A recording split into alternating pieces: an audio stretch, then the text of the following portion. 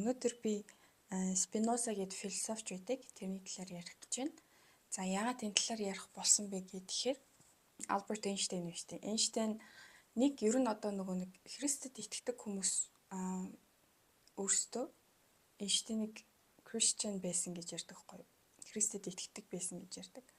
Эйнштейн өөрөө амьдарч байхдаа юу гэж хэлсэн бэ гэхээр хүмүүс дандаа асуудаг гэсэн та бурханд итгэдэг үү гэдэг.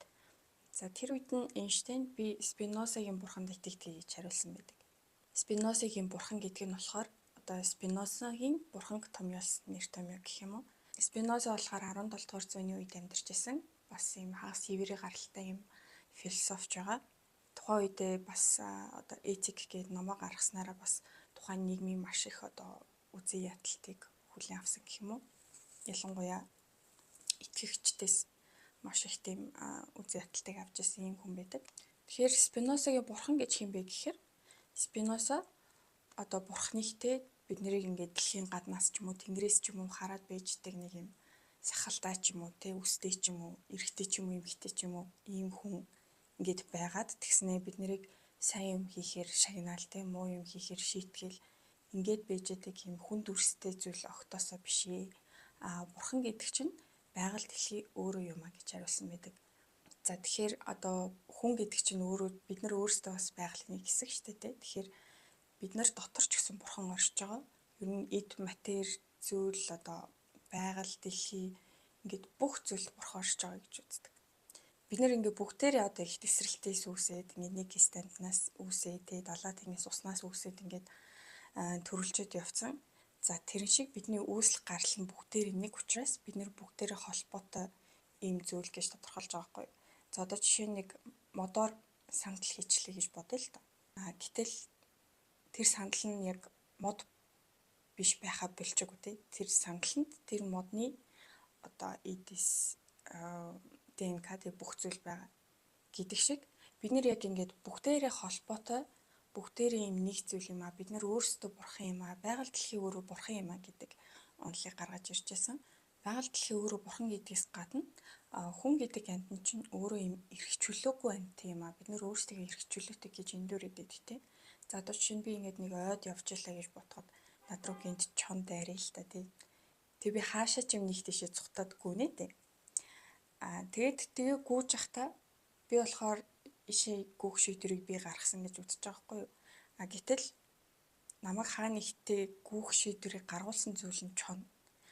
Тэр чон яагаад намайг хөөж байгаа вэ гэхээр тэр чон өлсгөлэн байгаа.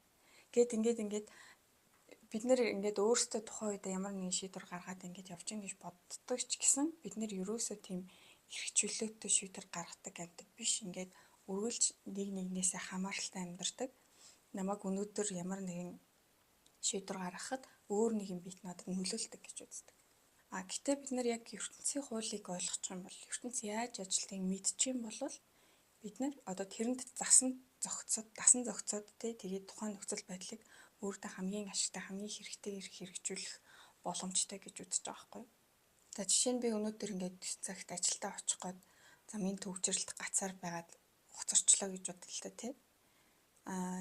Тэгтэл намайг хоцороход нөлөөлсөн нэг юм гадны хүчин зүйлүүд байгаа даа.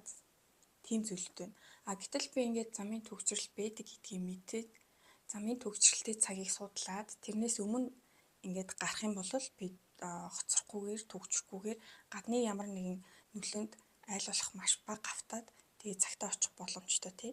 Тэгэхээр ингээд юмс хэрхэн яаж ажилтгийг бид нар өөрсдөө мэддэг болчих юм бол тэрэндээ дасан зохицоод ингээд одоо илүү аз жаргалтай амьдрах, илүү амжилттай амьдрах юм сонголт шийдвэрүүдийг гаргах боломж үүсэж байгаа байхгүй юу. За жишээ нь би одоо бас нэг юм турах зорилготой байлаа гэж бодъё л тий. Турах галбирчих зорилготой. За тэгээд турах галбирчхын тулд би юу идэх ёстой, ямар амьдралын маягтай байх ёстой, одоо өдөрт хэдэн цаг дасгал сургалт хийх ёстой гэдэг ч юм уу тийм ерөнхий мэдлэг байгаа шүү дээ. Гэтэл өнөөдөр манай нэг найз надад нэг торт авчираад өглөө гэхэд би тэр тортыг идэхгүй юу гэдэг одоо шийдвэр гаргах гэдэг шүү дээ тийм. Гэтэл хэрвээ би тэр тортыг идэх юм бол би тэнд өөрөө шийдвэр гаргаагүй болчихно. Яг гэвэл тухайн үед одоо миний пашн буюу за одоо хүсэл шунал одоо юу гэдэг юм миний сэтгэл хөдлөлөд намайг тэр тортыг идэхэд хүргээд байгаа байхгүй. Тэгээд би яг уу тэндээсээ за нэг 2-3 минут азж байгаа л авлаа те идчих хугацаанд. Тэгээд идэд дуусныхаа дараа харамсдаг. За тэгэхээр хүн ер нь нөгөө нэг байгалийн хуулиа ойлгохгүйгээр за тэгээд миний шийдвэр гаргалтанд хэрхэн миний сэтгэл хөдлөлүүд хэрхэн яаж нөлөөлөд байгааг ойлгохгүйгээр ер нь бол эрхчлөлтөд амьдрах боломжгүй. Тэгэхээр би ингээд сэтгэл хөдлөлтөд авсан шийдвэрүүд гаргаад ингээд өдөр тутамдаа те дараа нь ингээд харамсах зүйл хийгээд байх юм бол энэ хожим нь миний хувьд маш том зовлон болж хувирах байхгүй. За жишээ нь одоо алсын маш том аз жаргалын төлөө би өнөөдрийн жижигхэн тэр жаргал өгөөд байгаа зүйлүүдээс татгалзаж сурах хэрэгтэй байдаг. Тэрийг одоо золиослж чаддаг байх хэрэгтэй байдаг. За алсын маш том зовлонгоос би өөрийгөө одоо ангижруулахын тулд өнөөдрийн жижигхэн зовлонг би хүлээн зөвшөөрч амьдрах хэрэгтэй болчихж байгаа. За жишээ нь би ингээд ирээдүйд эрүүл биетэй те хөгшөрсөн хойно ингээд зовмооргүй байна. Өвчин зовлонд баригдмааргүй байна гэж үзэх юм бол өнөөдөр би 20-30 минут өөрийгөө дайчлаад дасгал хөдөлгөөн хийгээд амьдралын зөв хэм маягийг өөртөө хөвшүүлж авах хэрэгтэй. Тэгээд ийм урт зорилгын төлөө хүн ингээд жижигхэн алхмыг хийгээд жижигхэн золиос болон зовлонг туулаад яваад байх тусмаа нэгдүгээр түүний өөрийн одоо нөгөө EQ гэж ярьдаг шүү дээ. Одоо сэтгэлийн хат маш өндөр болдог. За сэтгэлийн хат өндөр болсны хэрээр хүн бас ийм урт хугацааны аз жаргалын индексээс нэмэгддэг. За би жишээ нь ингээд цаашдын маш том аз жаргалаа харахгүйгээр өнөөдрийн жижигхэн одоо аз жаргалуудад ингээд хууртаад өөрийгөө одоо сэтгэл хөдлөлтөд хууртаад яваад байлаа гэж бодъё л да тий. За ингээд нэг гоё харагдахаар нэг торт аваад байдаг шүү дээ. Нэг гоё харагдахаар нэг чихэр идчихдэг. Нэг гоё харагдахаар нэг арх аваад уучдаг ч гэдэг юм уу тий. Ингээд ийм хэсэгхэн зургийн аз жаргал би хөөцөлтөд амьдраад ахаар нэгдүгээр тухайн сэтгэл хөдлөлтөө гаргасан шийдвэрийнхаа араас өрөөлж харамсаж идэг. За тэгээ харамсны араас ийм харуусалт байгаа юм тий. За тэгээ тэрний араас ингээ гуниглал орж ирж байгаа. Тэгэхээр би ингээ өдөр тутмын жижигхэн аз жаргал хөөцөлтөд яваад ах юм бол алстаа ингээд маш аз жаргалгүй хүн болно гэсэн үг. Тэг хүн аз жаргалгүй байгаад ирэхээрээ улам л нөгөө нэг жижигхэн зүйлээс жохон ч гэсэн тайвшрал аз жаргалыг мэдрэх гэдэг ингээ хөөцөлтөд эхэлдэг. Тэгээд дундалт үүсэж байгаа байхгүй. Гэтэл нөгөө талдаа би ингээд ухамсартайгаар тэ сэтгэл хөдлөлтөд дарагдахгүйгээр алсын том зорилгоо хараад өнөөдөр би шийдвэр одоо сэтгэл хөдлөл удирдах шийдвэр гаргаж чадах юм бол нэгдүгээрт зовлон туулах чадвартай болж байна.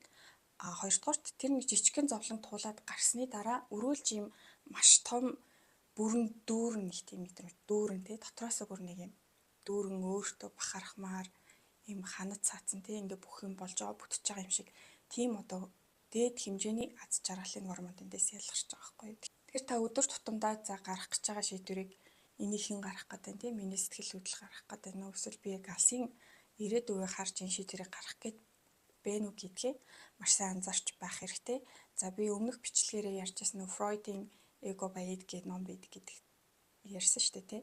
За тэгээд Фройд бас ер нь бол одоо Спинозагаас тэр санаагаа авсан гэж харагдаад байгаа. Тэгэхээр ид гэдэг маань одоо бидний тэр нөгөө нэг амьтналыг шин чанар хүсэл татвал гэдгсэн шүү дээ. Супер эго нь болохоор одоо бидний алсын хараа зориг бидний одоо төгс рүү тэмүүлж байгаа тэр нэг хүсэл эрмэлзэл байгаа байхгүй. Тэгэхээр алхам тутамдаа та ямар шийдвэр гаргаж ийн гэдгээс таны аз жаргалтай байх уу, амжилттай байх уу, өвчин зовлонтой байх уу гэдэг чинь ер нь бол шийдэгдэнэ гэсэн үг.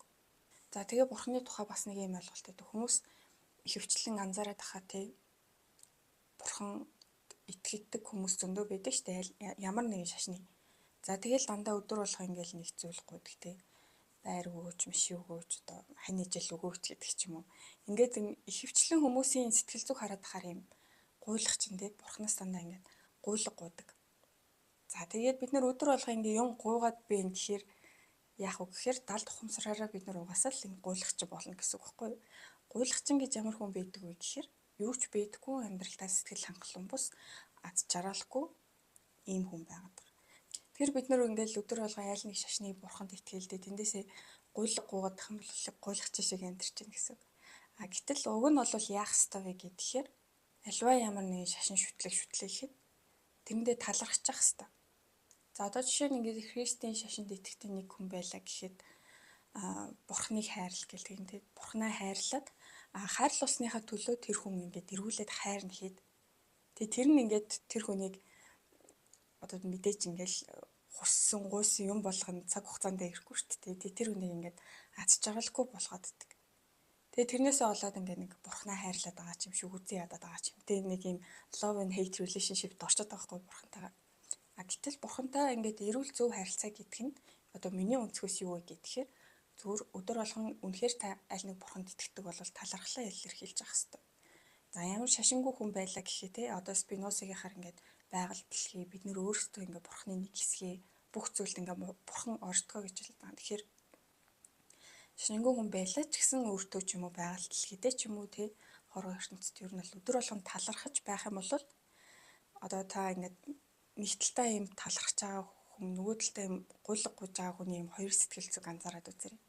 Нэг нь үргэлж дутуу, нөгөөх нь үргэлж надад ийм зүйлэнд баярлаа гэсэн юм дүүрэн мэдрэмжтэй явна гэсэн үг байхгүй. Тэгэхээр дутуу мэдрэмжтэй яваад байгаа хүн чинь явандаа угаасаа ингээд сэтгэл гутралд ороод сэтгэл гутралтай хүн чинь одоо яаж хичээгээд амжилттай одоо одтой тий ад жаргалтай амьдарч чадахгүй шүү дээ. Залбирах хэрэгтэй болвол тий байгаа зүйлдээ талархаж байгаагаа илэрхийлээд өөрийгөө ингээд бүрэн дүүрэн байгаагаа мэдрэх юм бол цаанаасаа бидний одоо ажил үйлсч гэдэг юм уу хүсэл мөрөөдөлтэй ингээд цаанаасаа бүтэмжтэй ингээд байх ёстой байхгүй тий. За тэгэл ингээд ямар нэг ажил төрөл бүтээх хэрэгтэй болохоор ингээд бурхандаа бас ингээд залбираал тий та тэрийг бүтээгэж өгөөч ингээд өгөөч гэж гуйдаг. Энэ дээр бас ямар сэтгэл зүгээр хандах ёстой гэхээр би өөрийнхөө зүгээс одоо тухайн ажлыг бүтээхийн тулд чадах бүх зүйлээ зориулна. Одоо бүх хүч чадлаа дайчлаад хийн.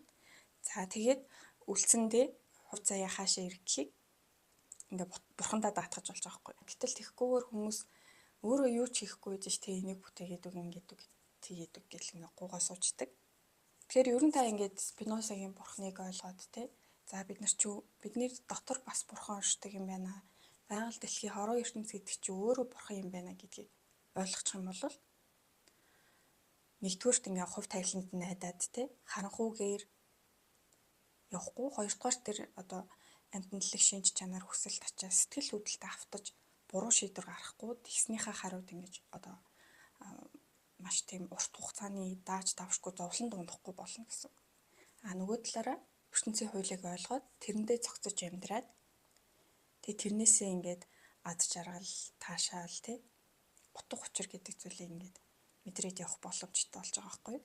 Спинозагийн этик гэдэг ном гэхдээ монгол хэл дээр орчуулагдаж байгаагүй юм шиг байлээ. Гэхдээ би олоогүй ч гэж магадгүй сайн мэдэхгүй байна. За тэгээ ер нь бол одоо Спинозагаас хойш төрсэн философчид нэг бол Спинозист, нэг бол ингээ философч биш гэж одоо гэгэлгээд бас философчид гэхдээ хэлсэн байдаг.